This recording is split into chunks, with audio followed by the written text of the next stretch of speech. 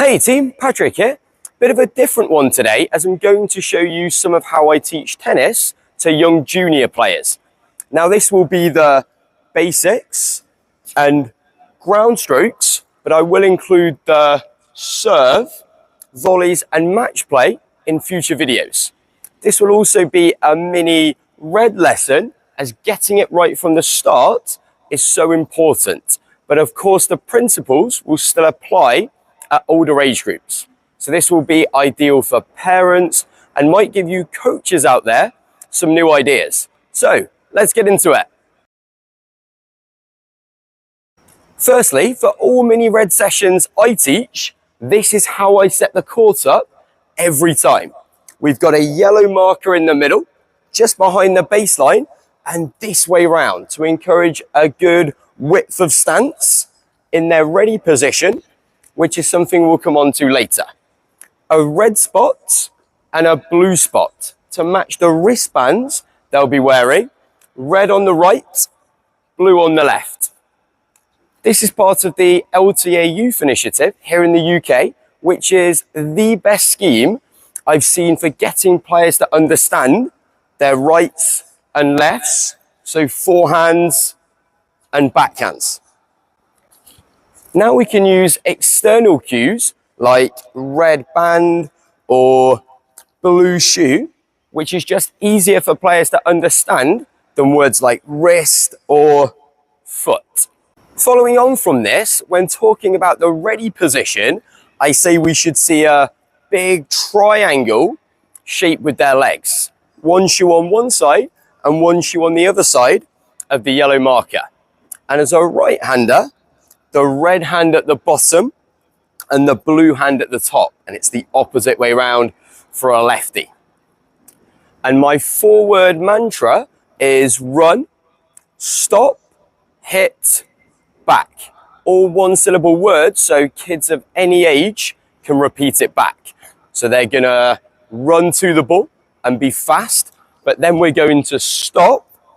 So we've got 2 feet on the ground, we're strong, we've got balance and stability, so we're not hitting the ball like this, but they're in control of their body. And on the way back, move like a crab to get back to this position here by the yellow marker, because it's run, stop, hit, back. And as a right-hander, they're going to follow the rhyme of red is one hand, and blue is two. And on the backhand, explain we should be able to see their blue hand.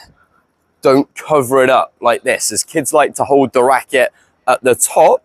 So this gets them used to having their hands the correct way round on the racket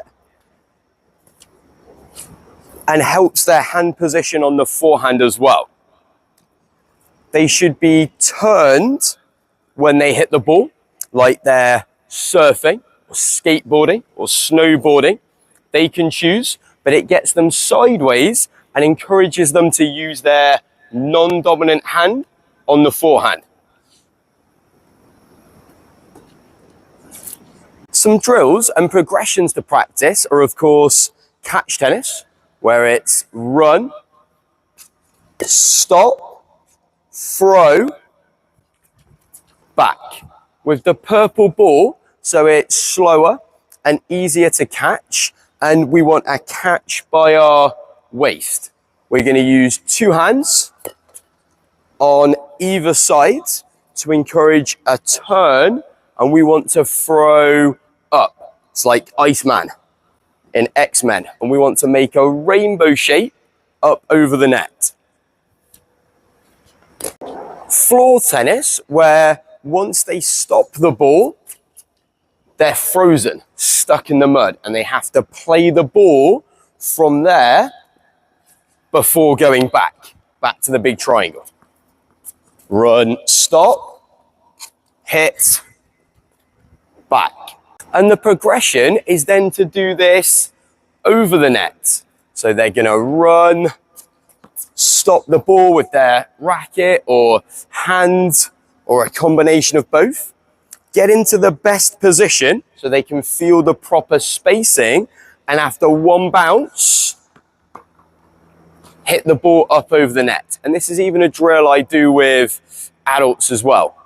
And both when they stop the ball and hit the ball, they've got to keep the ball inside the lines. Keep it what I call on the island. Look after the ball. Don't let it go in the sea or in the lava at my other tennis club where we have a reds around. The court is the target, as I'd rather see them hit big targets, but more often. With all of this, movement is so important. And I start by calling reds or blue to encourage an early turn before they move. And always make your players move, even if it's just a step, as tennis is such a game of movement. Don't throw the ball straight to their racket, as the court is only going to get bigger. And encourage vertical movement, even if it's on floor tennis, where they might have to stop the ball as early as they can, or stop the ball in between the tram lines, or on the throw and catch exercises, calling different numbers of bounces. You might call 3 bounces where they have to get back behind the ball, 1, 2, 3, and they have to beat the ball. And all of these basic exercises become feeding exercises where we can feed in more of a star shape or these figure of 8 drills that we see a lot of in Spain. Right team, this was a collection of drills that I've done with players over the years, either that I've come up with myself or taken directly or adapted from courses I've been on or seen from other coaches, and hopefully they'll give your players or kids the principles they need to progress. It's not about them being perfect, they just need to be dynamic on all areas of the court and have control of their body, the racket and the ball. And we've not gone into too much technique, we're letting them find a way and keeping it simple at this stage. If this video's helped, please leave it a like and a comment. I'd love to hear from parents or coaches, and please subscribe to the channel, so I'll be doing more videos like this in the future. Cheers guys.